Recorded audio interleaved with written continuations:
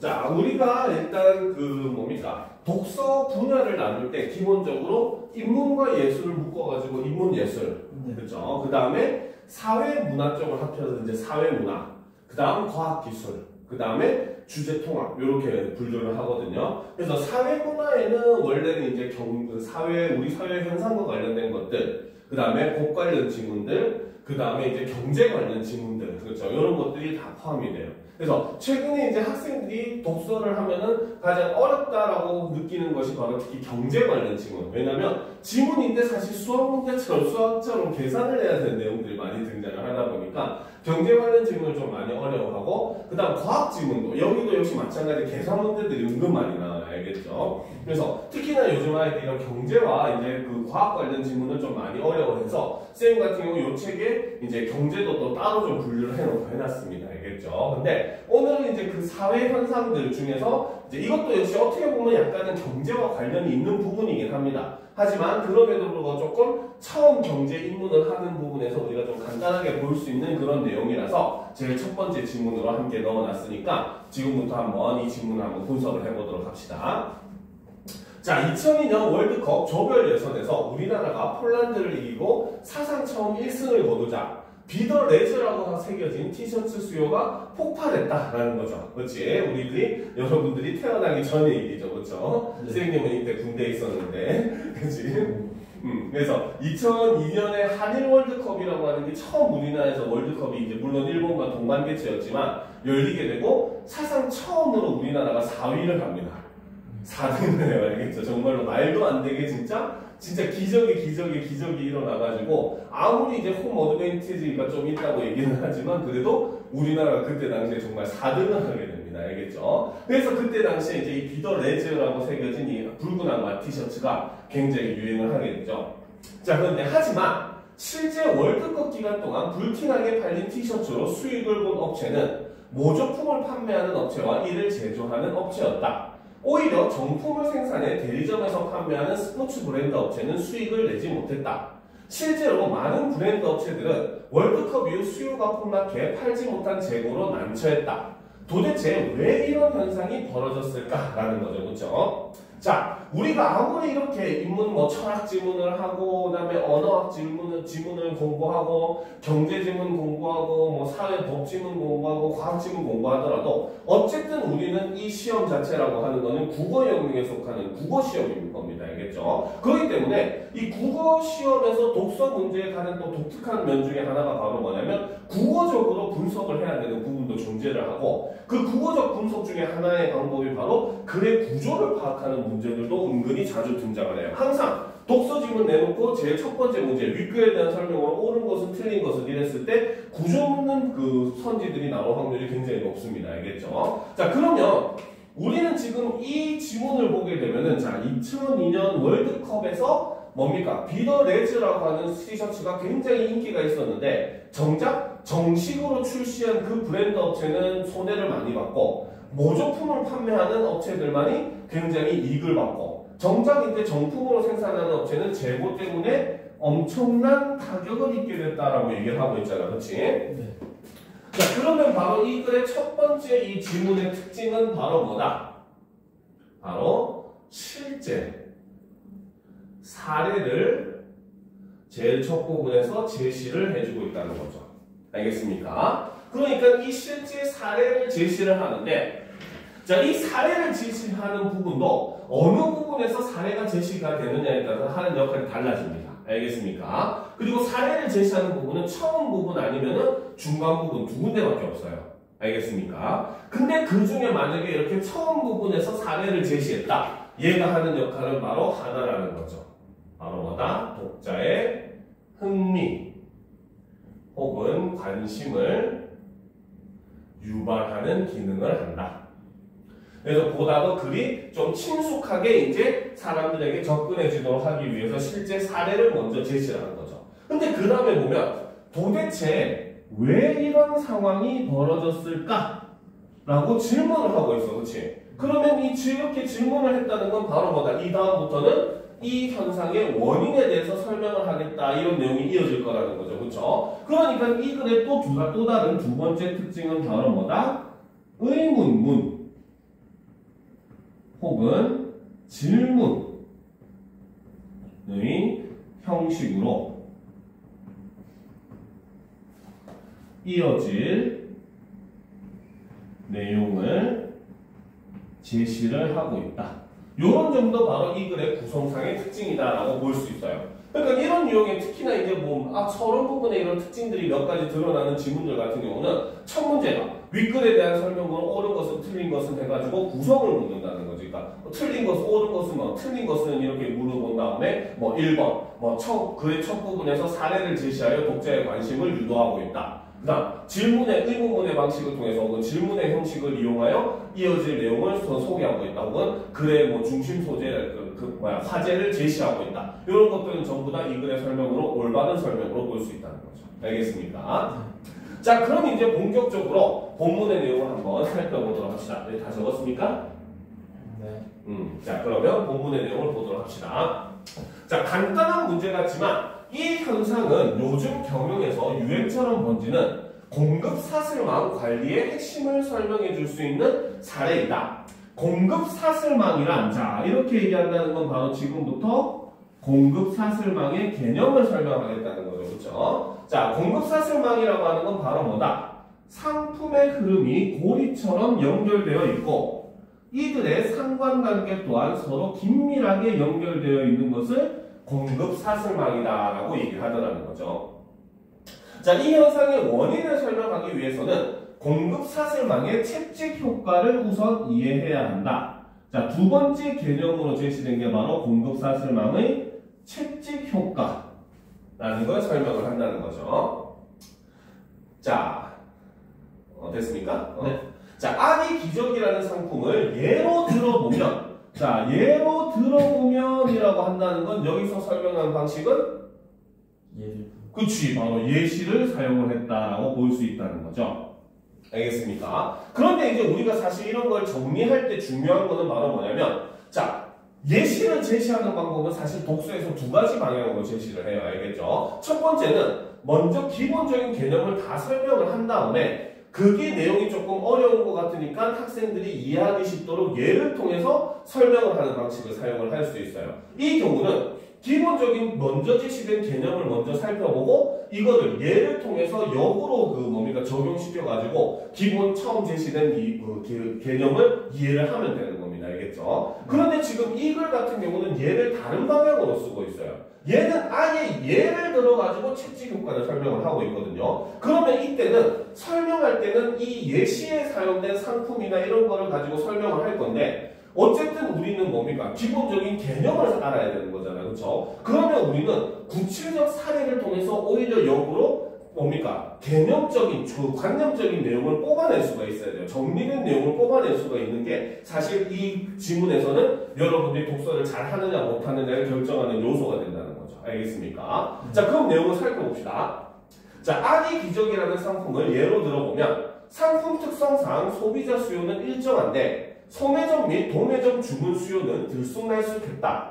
그리고 이러한 주문 변동폭은 최종 소비자, 소매점, 도매점, 제조업체, 원자재 공급업체로 이어지는 공급 사슬망에서 최종 소비자로부터 멀어질수록 더욱 증가하였다라는 거죠. 알겠습니까? 자, 이 글은 아까도 얘기했듯이 이제 고등학교 1학년 지문이거든요. 그러니까 친절하게 바로 뭐다? 다음에 정리를 해놨죠.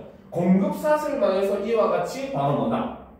수요 변동폭이 확대되는 현상을 우리는 뭐라고 한다? 공급 사슬망의 채찍 현상이라고 한다라는 거죠. 됐습니까? 네. 자, 그런데 아까도 얘기했지만 우리 그 독서에서도 이 고등학교 1학년 지문과 고등학교 2학년, 고등학교 3학년 지문이 점점 올라갈수록 난이도는 올라가거든요. 알겠죠? 근데 사실 독서 지문에서 난이도를 올리는 방식은 생각보다 어렵지 않아요. 알겠죠? 바로 그건 뭐냐? 지금처럼 이런 정리되는 내용을 집어넣고 말고가 굉장히 난이도에 영향을 미칩니다. 알겠습니까? 실제로 고등학교 1학년 과정은 설명을 다 자세히 해놨음에도 불구하고 뒤에서 이런 식으로 한 번 더 정리해주는 경우가 많아요. 근데 거꾸로 고3으로 갈수록 이런 정리된 내용을 빼버리는 경향이 많습니다. 알겠죠? 그러면 우리한테 필요한 능력은 바로 뭐다? 앞에 있는 내용을 정리해가지고 이 내용을 뽑아낼 수가 있는 게 사실 굉장히 중요한 요소입니다. 근데 실제 시험에서 학생들은 자기가 머릿속에 정리를 해놔도 여기에 대한 자신감이 없어. 이 내 정리한 게 과연 맞을까 틀릴까라고 항상 의심을 하거든요. 알겠죠? 근데 좀 공부할 때 약간 과감함도 그래서 필요한 거예요. 일단 그래서 자꾸 이렇게 이런 걸 보기 전에 미리 정리해주는 그러한 능력, 이런 것도 우리가 독서를 할 때 키워놓으면 굉장히 나중에 난이도가 올라갔을 때 도움이 많이 됩니다. 알겠습니까? 네. 자, 그래서 보면 이는 채찍을 휘두를 때 손잡이 부분을 작게 흔들어도 이 파동이 끝쪽으로 갈수록 더 커지는 현상과 유사하기 때문에 붙여진 이름이다. 이런 변동폭은 유통업체나 제조업체 모두 반길만한 사항이 아니다. 왜냐하면 늘 수요가 일정하면 이를 기준으로 생산이나 마케팅의 자원을 적절히 분배하여 계획하고 효율적으로 운영할 수 있지만 변동폭이 크면 바로 뭐다? 계획이나 운영을 원활하게 수행하기 어렵기 때문에 제조업체라든지 이런 사람들, 판매하는 사람들은 이러한 실질 효과 현상을 뭡니까? 긍정적으로 보지 않는다는 거죠. 그렇죠? 자, 그럼 이제 내용을 한번 정리를 해보도록 합시다. 자, 공급, 사슬망, 관리에 대해서 보는데, 자, 첫 번째 먼저 공급 사슬망이란 땡땡 바로 뭐다? 상품의 흐름이 고리처럼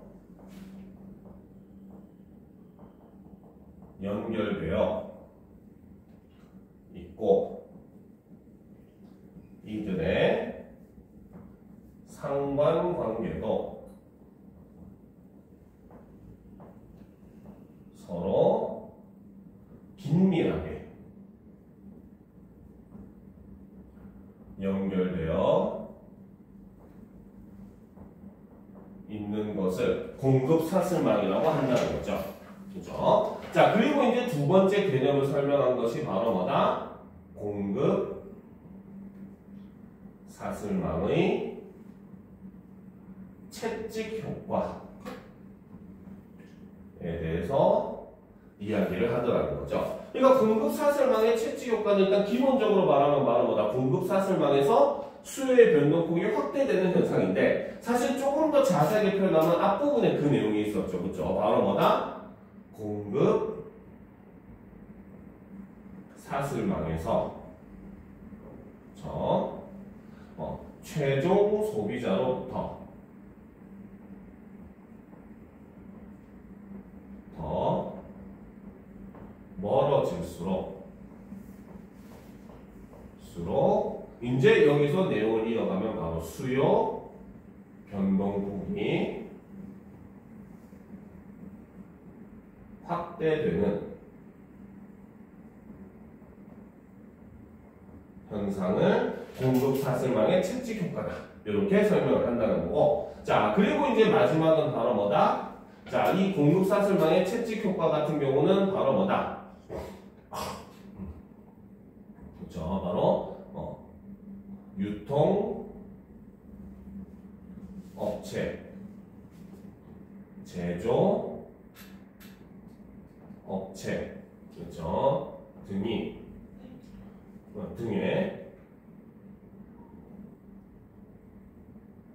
부정적인 영향을 준다 라고 볼 수 있고, 그 이유는 바로 뭐 때문에? 이로 인해서 재고량 증가로 인해 계획 운영을 원활하지 못하게 만들더라는 거죠. 이러니까 바로 이 공급 사슬망의 채찍 효과라고 하는 것은 기업의 입장에서 혹은 유통업의 입장에서는 긍정적이지 않게 판단한다 라고 볼 수 있다는 겁니다. 알겠습니까? 네. 자, 그럼 이제 보도록 합시다. 자, 그렇다면 이런 채찍 효과가 생기는 이유는 무엇일까? 자, 여기서도 역시 마찬가지 바로 뭐다? 바로 의문문을 형식을 통해 가지고 어떻게 이어진 내용을 제시를 하고 있다는 거죠. 그죠? 그래서 이런 점은 이 글의 가장 큰 특징이라고 볼 수 있습니다. 알겠습니까? 자, 그럼 계속 보도록 합시다. 자, 여러 가지 이유가 있지만 첫 번째는 수요의 왜곡이다라는 거죠. 바로 공급사슬망의 채찍 효과가 일어나는 첫 번째 이유는 바로 수요의 왜곡이라는 겁니다. 그렇죠? 자, 소비자의 수요가 갑자기 늘면 소매점은 앞으로 수요 증가를 기대하는 심리로 기존 주문량보다 더 많은 양을 도매점에 주문하게 된다. 그리고 도매점도 같은 이유로 소매점 주문량보다 더 많은 양을 제조업체에 주문한다. 즉, 공급 사슬망에서 최종 소비자로부터 멀어질수록 점점 더 심하게 왜곡되는 현상이 발생하는 것이다 라는 거죠. 자, 그런데 이러한 왜곡 현상은 바로 뭐다? 공급자가 시장에서 제한적일 때 더 크게 발생을 한다는 거야. 그러니까 아까 비더 레즈라고 하는 티셔츠를 다시 예로 가지고 오면은 이때는 원래 한 가지 스포츠 브랜드에서 처음 만든 거였다는 거죠. 그렇죠? 그러니까 판매자는 그 스포츠 브랜드 업체가 아니면은 살 수가 없는 거야. 그러니까 뭡니까? 파는 사람들은 더욱더 그 공급 사슬망에서 수요의 왜곡 현상이 더 심하게 발생할 수밖에 없다는 거죠. 그렇죠? 자, 계속 보면 즉 공급자가 한정된 상황에서는 더 많은 양을 주문해야 제품을 공급받기가 수월하기 때문이다. 티셔츠를 공급하는 제조업체에서 물량이 한정돼 있으면 한꺼번에 많은 양을 주문하는 도매업체에게 우선권을 주는 것은 당연하다. 결국 물건을 공급받기 위해서 업체들은 경쟁적으로 더 많은 주문을 해 공급을 보장받으려 한다. 결국 수요의 왜곡이 발생을 한다라는 거죠. 자, 그럼 이제 우리가 또 지우고 그러면 정리를 한번 해보도록 합시다. 자, 그러면 이제 세 번째, 그렇죠? 자, 채찍 효과의 원인을 살펴보면 첫 번째 원인은 바로 수요의 왜곡이라는 거죠. 알겠습니까? 네. 자, 그래서 이 수요의 왜곡의 내용은 핵심은 여기 있었죠. 그렇죠? 바로 뭐다? 공급 사슬망에서 최종 소비자로부터 멀어질수록 점점 더 심하게 왜곡되는 현상이 발생을 하더라는 겁니다. 알겠죠?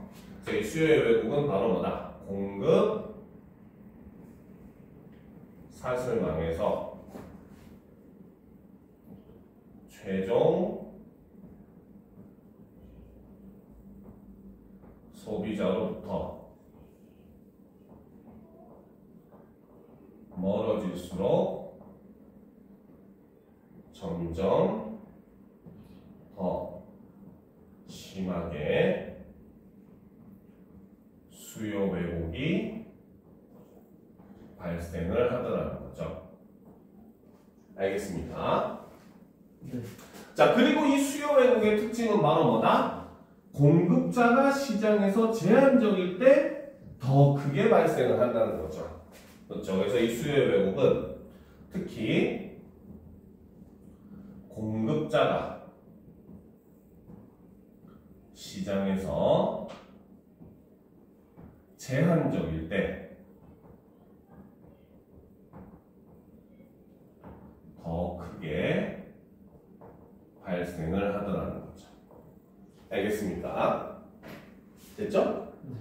자, 전체적인 설명은 사실 솔직하게 얘기를 하면은 이 채찍 효과의 그 원인은 여러 개가 복합적으로 작용을 해요. 알겠죠? 그러니까 전부 다 우리가 살펴본다. 원인 세 가지를 다 살펴본 다음에 그 마지막에 선생님이 종합적으로 설명을 해줄게요. 자, 두 번째 이유는 바로 뭐다? 공급 사슬망에서 최종 소비자로부터 멀어질수록 어떻게? 두 번째 특징은 바로 대량 주문 방식을 요하기 때문이다 라는 거죠. 알겠죠? 자, 예를 들면 소비자는 소매점에서 물건을 한두 개 단위로 구입하지만 소매점은 도매상에서 물건을 박스 단위로 구매한다, 주문한다. 그리고 다시 도매점은 제조업체에 트럭 단위로 주문을 한다. 이처럼 최종 소비자로부터 멀어질수록 어떻게? 주문을 하는 기본 단위가 커지더라는 거죠. 알겠습니까? 자, 그런데 이렇게 주문 단위가 커질수록 재고량이 증가하게 되고 재고량 증가는 변화에 민첩하게 대응하지 못하게 하는 원인이 된다라는 거죠. 그러면 두 번째 원인은 바로 대량 주문 방식이라는 겁니다. 그래서 대량 주문 방식에 따르면 바로 뭐다? 최종 소비자로부터 멀어질수록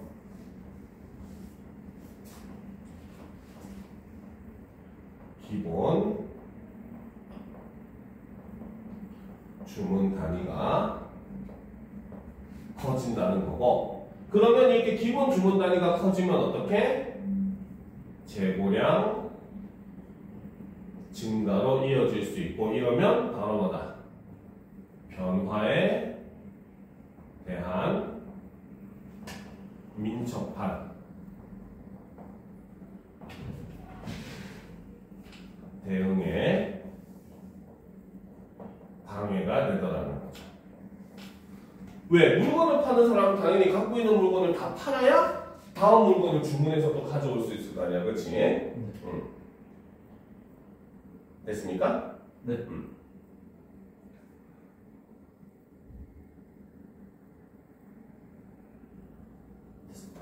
자, 그럼 이제 세 번째 봅시다. 채찍 효과의 세 번째 원인은 바로 뭐다? 주문 발주에서 도착까지 바로 뭐다? 발주 실행 시간에 의한 시차. 요것이 바로 세 번째 원인이라는 거죠. 알겠습니까? 네. 그래서 물건을 주문했다고 바로 물건이 도착하지 않는다. 주문을 처리하고 물류가 이동하는 시간이 있기 때문이다. 그런데 문제는 각 공급 사슬망 주체의 발주 실행 시간이 저마다 다르다는 데 있다. 예를 들어 소매점이 도매점으로 주문했을 때 물건을 받기까지 걸리는 시간이 3, 4일 정도라면 도매점이 제조업체에 주문을 했을 때 물건을 받기까지는 몇 주 정도가 걸릴 수 있다. 즉 바로 뭐다? 최종 소비자로부터 멀어질수록 이런 물류 이동 시간이 어떻게 증가를 하게 된다는 거죠. 그리고 이처럼 발주 실행 시간이 길어지면 주문량이 많아지고 이는 재고량 증가로 이어질 수 있다라는 거죠. 그렇죠? 자, 그럼 이제 마지막 세 번째 원인은 바로 뭐다? 바로 발주 실행 시간에 의한 시차가 있다는 거죠. 그래서 이 경우도 최종 소비자로부터 멀어질수록 물류 이동 시간이 증가를 하게 되고, 이러면 당연히 바로 뭐다? 주문량은 증가를 하게 되고, 이러니까 이로 인해서 재고량도 증가를 하는 이러한 모습을 보여주더라는 거죠. 알겠습니까? 자, 그럼 지금까지 일단 우리는 공급 사슬망 관리에서 채찍 효과가 일어나는 원인 세 가지를 살펴봤거든요. 자, 근데 아까 얘기했듯이 바로 실제 사회에서는 이런 것들이 복합적으로 일어나게 됩니다. 알겠습니까? 자, 예를 한번 이제 검토를 해보자 합시다. 요거는 예니까 안 적어도 돼요. 알겠죠? 네. 자, 일단 요거 좀 지우고. 자, 요건 이제 예니까 적진 않아도 됩니다. 자, 예를 한번 들어보도록 합시다. 자, A라고 하는 소매점이 있고, B라는 소매점이 있고, C라는 소매점, D라는 소매점, 그 다음에 E라는 소매점, F라는 소매점이 있다고 보도록 합시다. 알겠습니까? 자, 여기서 이제 A와 B라고 하는 소매점은 뭡니까? K라고 하는 도매점에다가 이제 그 주문을 하는 거예요. 그래서 이게 소매점이고, 그렇죠? 얘네들이 도매점이다. 이렇게 보면 되겠죠, 그렇죠? 그다음 C라는 소매점과 D라고 하는 소매점은 뭡니까? L이라고 하는 도매점에 주문을 한다고 보고, 그렇죠? 그다음 E라고 하는 소매점과 F라고 하는 소매점은 M이라고 하는 도매점에서 주문을 한다고 보도록 합시다. 알겠죠? 자, 그리고 이 물건을 공급하는 제조업체가 Z라고 하는 제조업체가 있다고 보도록 합시다. 알겠습니까? 자, 그럼 이제 사람들은, 소비자들은 각각의 이제 소매점에서 물건을 사게 될 거 아니에요. 그치? 네. 그쵸? 자, 그럼 이제 예를 들어 보도록 합시다. 자, A라는 업체가 있는데 이 A라는 업체에서 뭡니까? P라는 제품을 판매를 한다고 봅시다. 알겠습니까? 자, 그런데 이제 기존에 이 A라고 하는 소매업체, B라고 하는 소매업체, C라고 D, E, F 전부 다 이제 같은 물건을 지금 한 제조업체에서 받아가지고 파는 물건들이고, 얘네가 이제 평균적으로 일주일에 10개가 판매가 된다라고 일단 가정을 해봅시다.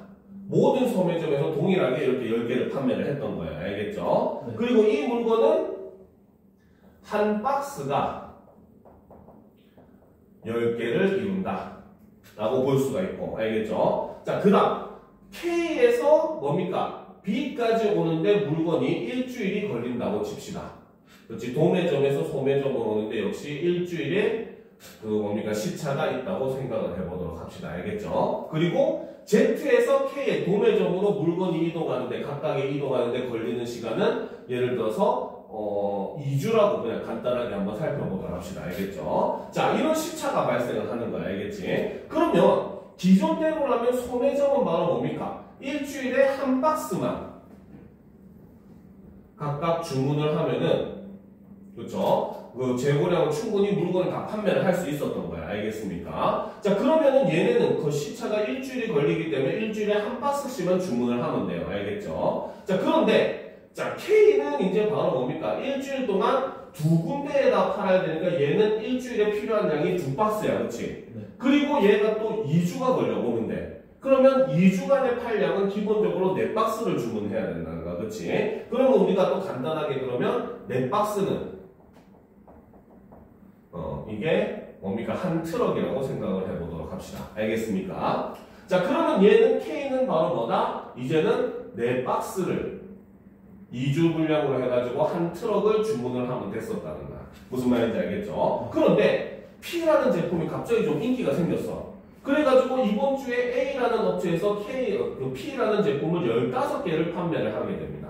알겠습니까? 그러면은 얘네들은 일주일에 15개를 판매하려면은 몇 개를 주문해야 돼요? 2박스. 그렇지, 2박스를 주문을 해야 되는 거야. 그런데 이제 아까 얘기했듯이 뭡니까? 갑자기 이게 좀 인기가 있네. 다음 주에는 좀 더 인기가 있을 것 같은데 약간 욕심을 내서 3박스를 주문을 했다고 쳐봅시다. 그렇죠? 그러면 역시 B도 역시 어떻게? 3박스를 주문을 하겠죠. 그러면은 평소에 도매점은 일주일 분량으로 4박스만 나가는 것이 갑자기 6박스가 등장을 하게 돼요. 판매를 해야 되게 됩니다. 알겠죠? 그러면은 얘네도 뭐라고 생각했어? 또 수요가 증가했네? 그리고 또 어차피 우리가 한 트럭은 4박스니까 6박스는 좀 애매한데? 그러니까 차라리 그냥 2트럭을 주문을 해버리자 라는 거죠. 그쵸? 그러면 그치? 얘는 그러면 뭡니까? 2박스가 이미 재고로 남게 돼버리지. 그치? 그럼 여기서는 또 역시 어때? 한 박스가 10개인데 2박스를 주문했는데 15개만 판매되니까 5개가 역시 마찬가지 재고로 남게 되는 거야.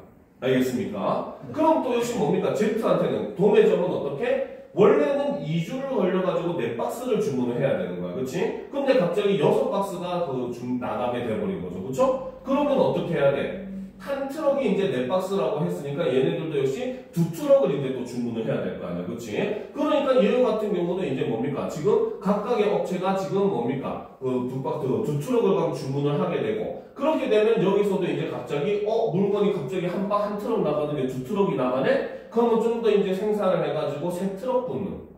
근데 이 3트럭분도 각각의 하나당 3트럭이니까 총 어떻게? 전체적으로는 어떻게 해야 됩니까? 총 3군데니까 9트럭을 생산하는. 원래 그전에는 6트럭 생산하는 게 9트럭 생산으로 증가하니까 여기서는 다시 또 어떻게? 실제로는 6트럭분이 판매가 되는 거니까 여기서 3트럭분이 또 어떻게? 재고로 남게가 되는 거죠. 그렇죠? 그러니까 이게 다 복합적으로 작용을 하는 거야. 첫 번째로 바로 아까 얘기했듯이 판매하는 개수가 차이가 나더라는 거야. 그러다 보니까 수요의 왜곡이 더 크게 발생을 하게 되고, 거기다가 대량 주문 방식을 요하니까 갈수록 점점 더 소비자로부터 멀어질수록 재고량은 더 증가를 하게 되는 거죠. 그렇죠? 거기다가 실행 시간도 차이가 나니까 그 기간 동안 팔아야 되고 이 기간 동안은 미래의 일이기 때문에 정확한 수요 예측이 불가능하죠. 그러니까 판매하는 입장에서는 가능하면 넉넉하게 준비하려고 하는 심리가 있는 거야. 왜? 없어서 못하는 것보다 낫다고 생각을 하니까 사람들이. 그렇지? 그러니까 점점점 소비자로부터 멀어질수록 어떻게? 재고량이 증가를 할 수밖에 없는 이런 현상이 전체적으로 발생을 하더라는 겁니다.